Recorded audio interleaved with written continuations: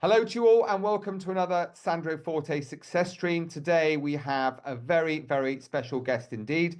He's special for many reasons. The main one really is that he doesn't really do many of these things because frankly he doesn't need to. But Josh Sundquist, for all the reasons you're about to find out, is a very special talent. Most of all, he's a really, really good chap. He's a motivational speaker, he's a comedian, he's a best-selling author. He's a fancy dress aficionado. He's a Paralympic ski racer, and he's a pretty darn good soccer player as well. And there is a backstory to all of this, which I'm not going to steal his thunder by telling you right now.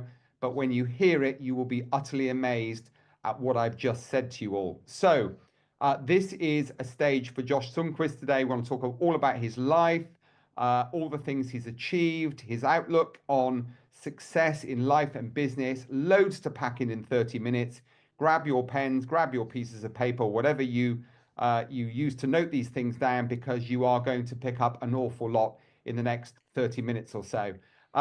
Today, we're going to talk about cancer. We're going to talk about Doritos. We're going to talk about the White House, viral photos, prosthetics, jokes in general, and philanthropy. So that will give you a little bit of a clue as to where we're going with all this. But it gives me enormous pleasure to introduce you to the one, the only, and I've had the privilege of being on stage with him, actually as one of his ski racing gate poles. We will explore that conversation as well. But I've had the great pleasure of meeting this young man, and he's young because he's a ton younger than me, a few months ago. And I have to say, as an inspirational figure, he literally changed the course of my life, the way I see things, the way I do things. And in a very short space of time, we've become pretty good friends, working on a number of different projects together. So without further ado, please allow me to introduce to you all, those of you listening from around the world, Josh Sundquist. Josh, welcome to the Sandro Forte Success Stream. Thank you, Sandro. Geez, I hope I can live up to that glowing introduction. I really appreciate it. Thank you. I didn't even rehearse it as well. Just kind of like made it up. Um, Wow. let's start. Age 9. Let's take Josh Sundquist all the way back to the age of 9. I don't want to steal your thunder, as I mentioned. So let's start there. It's the obvious place to start because when I heard about this story, and that's pretty much where your story starts, I guess, unless I missed anything out. But otherwise, take us from that moment when I think it's fair to say your life completely changed, and kind of what happened next, maybe up to the time that your life took another turn in a very positive direction around the age of 16. Yeah, so I grew up. Well, I was born, I should say, with two legs, and at the time that I was 9, I really liked to play soccer, and yeah, I was really really into soccer, and which is why it was, I think, all the more devastating when I started having pain in my left leg, and after a series of tests, I was diagnosed with a rare form of bone cancer in my left leg. I had a 50% chance to live, and I started chemotherapy, and I was on chemo for a few months, but the chemo was not, didn't get rid of the cancer. So to save my life, my leg was amputated, my left leg from my hip, so all the way up at the top of my leg, where, yeah, a month before my 10th birthday. And I continued to be on chemotherapy for like another 9 months after that. But while I was still on chemotherapy, actually, I learned how to ski, and I started skiing in a lot of ways because I couldn't play soccer anymore. Like I couldn't be on this soccer team that I had really wanted to join at the time of my diagnosis. And so skiing was super fun and a great outlet for me as I finished the chemo and started to grow up.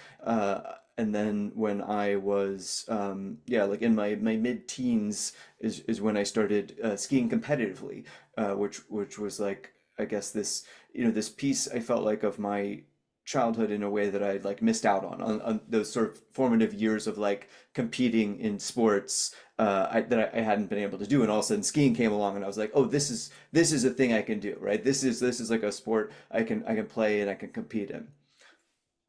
I'm almost lost for words, which is rare for me. But let's just back up for a second, because there will be people listening today, Josh, will be going, hang on a minute. 9 years old, has his leg amputated. It has a 50% chance of living, has his leg amputated. And then fast forward 7 years, and then you start to competitively ski race. I mean, there doesn't sound to me as if there was a lot of time for self-reflection, for self-pity, for, how do I, do I have a life moving forward? And I say this because we get loads of emails, Josh, from people who say, I'm in a hole, I don't know how to see a way forward, I'm really stuck, I have challenges, I have obstacles. I mean, I guess, of course, there must have been some time, a process that you went through, but how did you emerge from that so relatively quickly? And what advice would you perhaps give to people who do find themselves, and of course, success is different things to different people, challenges are different things to different people. How do you deal with setbacks like that, of that sort of magnitude? Yeah, that's a great question. Well, I think the answer maybe begins with, when you and I met uh, in Hawaii at a conference. I remember we met in that little gift shop, and I approached you, and I don't know. Do you recall like the question that I asked you after, just sort of after introducing myself? I don't know. I think I was probably a bit too awestruck to remember exactly what you said. You'll have to remind me. Well, I asked you because I had heard in your introduction and the opening session that you had been named to top of the table for something like what 25, 26 years in a row. Is that right? One of the something in there? Correct. Yeah. Yeah, and it was everyone else that I had heard be introduced to stage was like, yeah, this they've done it twice or like three times, and so just like your success on that level was just so astronomical and impressive to me. And so when I came up to you, I said I noted that you've been received this honor for like 25 years in a row. Most people are not receiving it that many times in a row. Most people aren't even receiving it once in their career. What are you doing differently? Like, what is it that you, Sandro, are doing that other people aren't doing? And then we talked about that. And so I say that because, that to me is always the first question when you are trying to be successful in any endeavor is, okay, whatever you're doing, there's probably people who have already done it or who have done something kind of similar. And so to me, it's always sort of a process of reverse engineering. What did they do? Back that up, back that step up, all the way to where you are, and then kind of follow a similar path, right? And as they say, like success leaves clues, and there are patterns to success in any endeavor. And so when I'm giving a speech like I was there, I always want to understand what are the things that make people successful in this particular realm, right? In this case, in advising, and thus when I'm giving my speech, I have an understanding of what it takes to be successful in that domain. Now, I say all that to answer your question because I think that's not only a principle of reaching success or achieving your goals or whatever. It's also a principle, I think, of how to best face adversity, because we are in the same way that sort of success can rub off on us by surrounding ourselves with the people we want to be like and asking them, how did you achieve this thing you achieved? We are the product of the people that we are around, and that there's no time when that's more important than when you are facing a significant challenge in your life. Because the relationships that you are surrounded with, or the lack thereof, it's really what determines just everything. Like it's like we don't even think about it, but it is what shapes our values and the way we look at the world and the way we think, what the voice inside our head is saying. So all that's to say that to the extent that I had, I think, a really positive psychological outcome in addition to the physical one of surviving the cancer, that I was able to sort of make it through to the other side and relatively quickly apply myself to sports and just sort of get back to living normal life. I don't know that I can take credit for that so much as to say that I was fortunate to have an amazing family, an amazing set of parents, an incredibly supportive community in the small town that I lived and the church that we attended. And I think that the positive energy and support that I received from all of those people is in large part, if not almost all of it, the reason I was able to do those things and the way that I did them. Well, no, I have to say, no, and thank you. That's a really great answer, and will really help a lot of people to process the not similar experiences, but in their own respective ways, the process that they have to go through. And I feel really honored. I don't mind using that word, that you approached me in that shop and we had that most enjoyable conversation. And then fast forward 24 hours and I end up on stage with you. And I have to say, if you are a meeting planner, and I know we have a lot that listen to this success stream, if you're a meeting planner, I'm gonna say to you all right now, when it came to the evaluation of the MDRT top of the table meeting in Hawaii, I actually scored Josh with a maximum score and actually made a point of noting him as, and I don't mind saying this to you, Josh, you've not heard this from me before, and I hope this doesn't embarrass you, but I actually noted you as the best closing speaker I've ever heard in my entire career. And I've heard a lot of speakers, Wow. and there are two reasons. One is I was very privileged to be a part of, or should I say, victim of your presentation that day. We might just talk about that briefly in a moment. And I kind of lived the ski racing experience, like indirectly.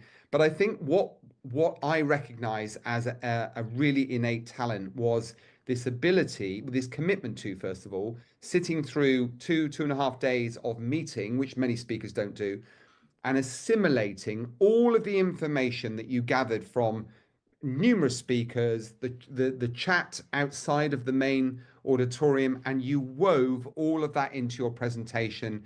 And this thing came alive on the final day where you brought all of the messages into one unique but absolutely electrifying presentation. It was first rate, and everyone knows me as the Simon Cowell of MDRT. I do not I'm not too gushing with my praise, but on this occasion, I thought you were absolutely tremendous.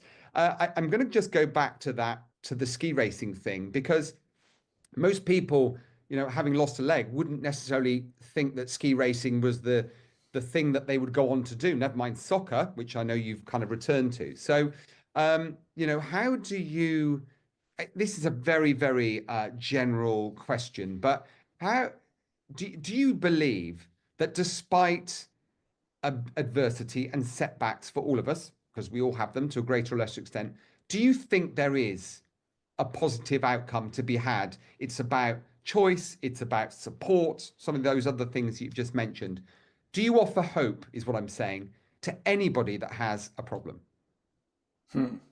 Well, first, thank you for your incredibly kind praise for my speech, and I appreciate that. And as you know, yeah, that's like my obsession is learning about the group and trying to, in sharing my life story, make it relevant to them.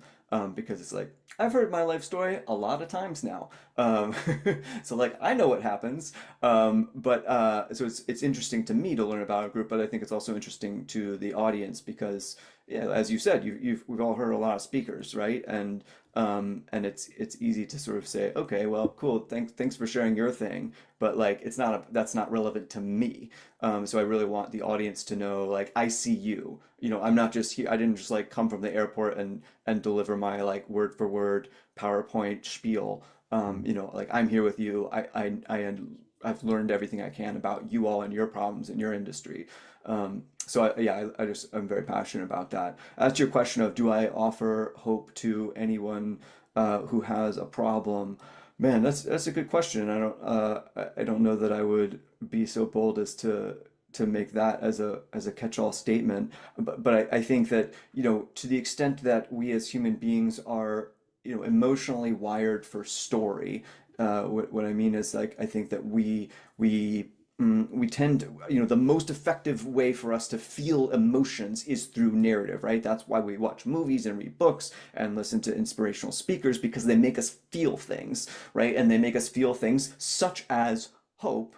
I think as a life story speaker, I share a story, and that story has the power to give people hope in the way that that any you know that really, to be honest, like any any true human story about something real, about adversity and the realities of life. Any story honestly told in that sense probably has the power to give people hope. And it's not the story itself. I think that's what's interesting, in a sense. Like, it's not, it's not like I say something on stage that's so amazingly profound. It's like I say something and that reminds people of something they already know, right? It like affirms for them in the case of, say, adversity, right? Like, we all want to believe that we have the power to make it through difficult times, or that there is a chance of good things coming out of bad things, that there's like a happy ending at the end of whatever we're facing. We want to believe that, and my story and my speech sort of gives people permission to believe that, right? It's like evidence, it's the evidence that we are looking for to prove that. And we're like, oh, I knew that was true. And your speech like reminded me of this truth that I knew. So yeah, I think that I think and I hope that that my story and my speeches can give people hope. You're a comedian. Yeah, You're a naturally funny guy. You've got a great sense of humor, thank you. and that's best evidenced, I think, certainly from everything I've seen and heard so far. Just tell all those listening from around the world, Josh, about what happens at Halloween each year, because there are going to be some images that accompany this live stream for those of you to see. Have to say, I'm still chuckling at some of the images you were kind enough to send me as to what you. I think my favorite is still Lumiere, but tell us about the Halloween ritual based on this incredible sense of humor that you have. Yeah, thanks. I started this not until adulthood. My family didn't really celebrate Halloween growing up, and then as an adult, 14 years ago now, I thought, I don't know, I just wanted to make my friends laugh. I was always like, look, I just like making people laugh, and I especially like using sort of combining humor with my disability as a way to sort of disarm people and make them feel, I don't know, different or comfortable or better or whatever, about me and about themselves. So yeah, I don't know. I was going to this Halloween party, and sort of inspired by the gingerbread man in Shrek. I dressed as a partially eaten gingerbread man, like with the left leg was like bit off. And yeah, it was a hit. People thought it was hilarious. And then 2 years after that, in 2012, my now wife, then girlfriend, suggested that I dress as the leg lamp from A Christmas Story, and I did. I made this like just fishnet stockings and like a functional lampshade that I wore like a skirt, and went to a party and took some photos of it, and then like a friend of a friend posted these two photos together online, and they became very, very popular, and just were sort of massively viral. In a way that few things are today, right? Back then there was not a lot of photos floating around the way there are now, and so yeah, I saw like that this was just the response that it received, and I was like, wow, I guess I should keep trying to do this, as long as I enjoy it and as long as other people seem to enjoy it. So I did. So yeah, I've kept it up all these years now, and yeah, we can show people some of the images. But as you mentioned, I did Lumiere from Beauty and the Beast, and I dressed as, man, it's, just so many things now. An IHOP sign, a genie, Mingo. Mjolnir. Oh yeah, the flamingo. That was actually the next one that I did after the leg lamp. This flamingo costume, which is like a crutch handstand, and it, in many ways, it's probably my favorite. Just the image of it is like my favorite because I just think it looks so uncannily like a flamingo. It does. And Tigger from Winnie the Pooh.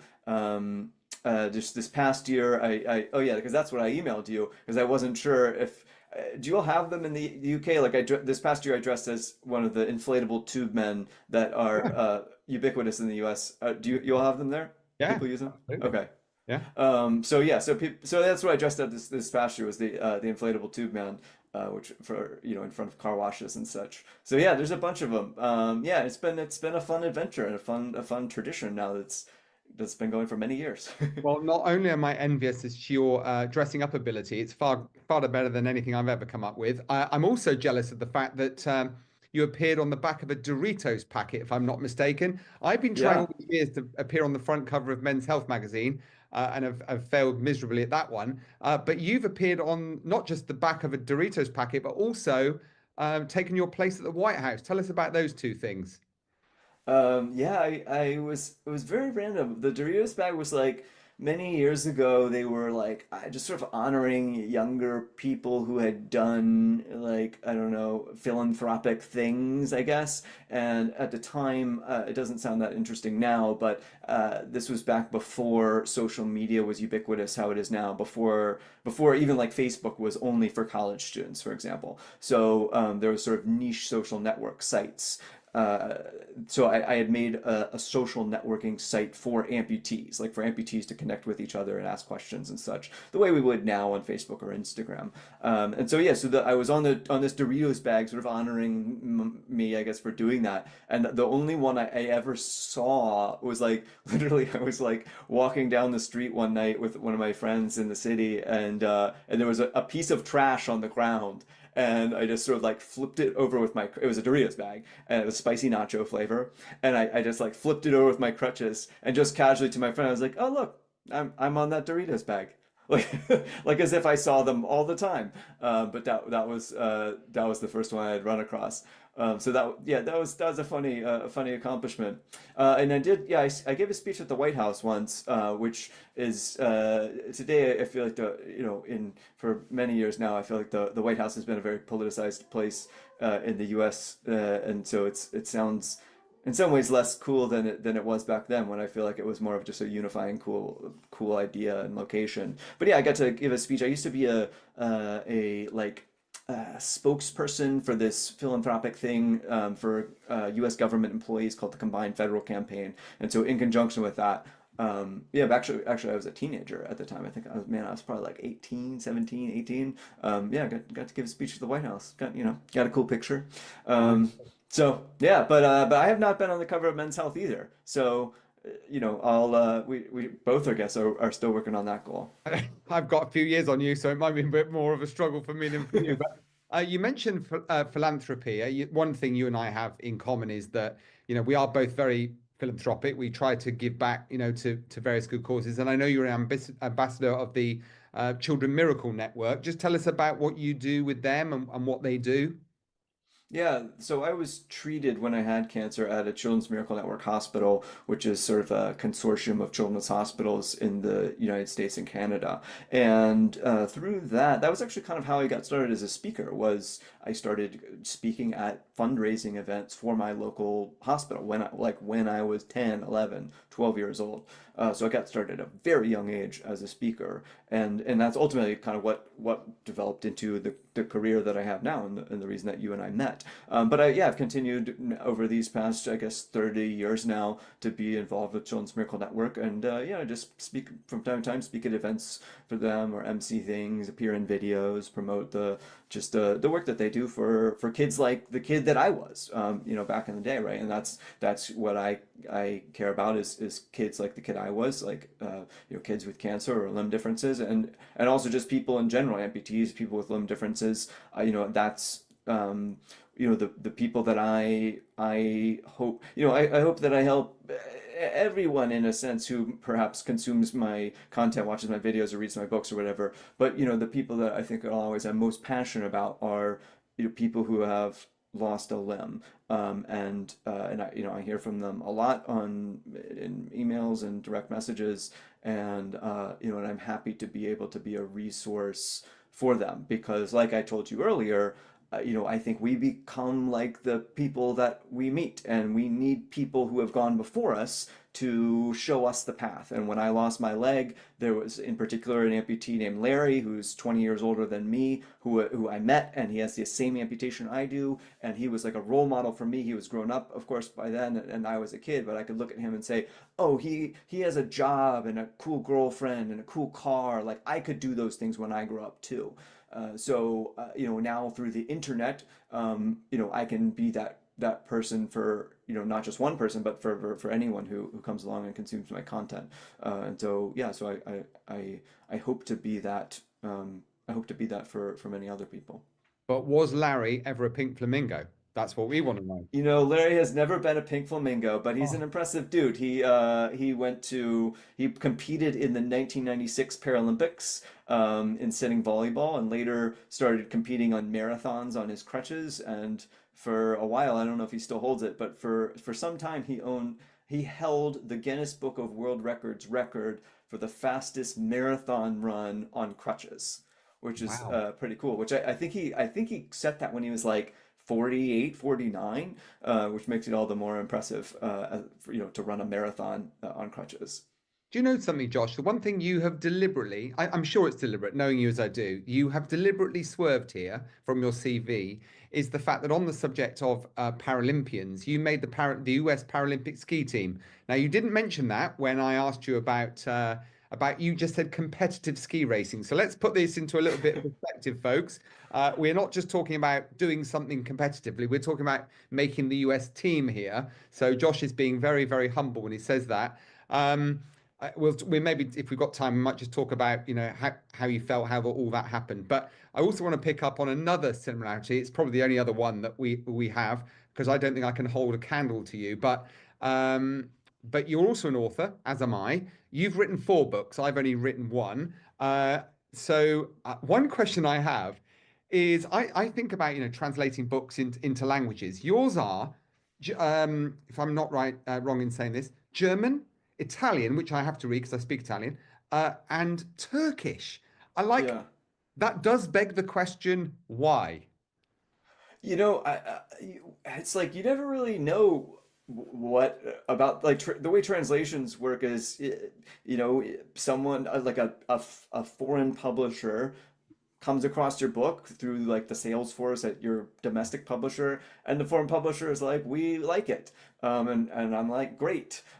So yeah, you never really know why, and often don't know like what happens with it until many years later. Like the Italian, there's an Italian version of my YA novel, and that seems to continue to sell. It's been out for a while now, and I say that just because I see pictures of it on social media. That's the only like judge I have of like whether people are reading it, and the posts about it in Italian, and then I try to use translation to see what people said about it. Yeah, and there was a German version of Just Don't Fall. I can't remember which one was in Turkish. Weirdly, like even like English speaking countries are treated as like foreign rights. So there's like a Australian edition of my first book, Just Don't Fall, which is a totally separate edition, has its own cover. I don't think there was any localized language, but it's funny, like uh, like you in the UK, it would be difficult for you to buy one of my US books. You can do it, but it's like it's not easy because I don't there's no UK editions of any of my books,